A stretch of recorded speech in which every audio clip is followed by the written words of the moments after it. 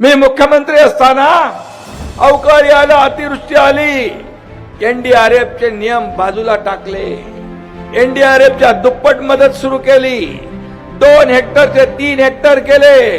सततच्या पावसाचं नुकसान मिळत नव्हतं शंकरांना, ते देऊ केलं, चालू केलं. इतर गोगलगाईमुळे होणारं नुकसान तेच कधी मिळत नव्हतं, ते सुरू केलं. आणि शेतकऱ्याच्या पाठीशी उभं राहण्याचं काम आम्ही केलं. यापूर्वी नमो शेतकरी सन्मान योजना होती, 6,000 रुपये वर्षाला. केंद्र सरकार, या देशाचे प्रधानमंत्री मोदीजींची योजना होती. मी मुख्यमंत्री झाल्यानंतर राज्याची देखील एक समान योजना सुरू केली.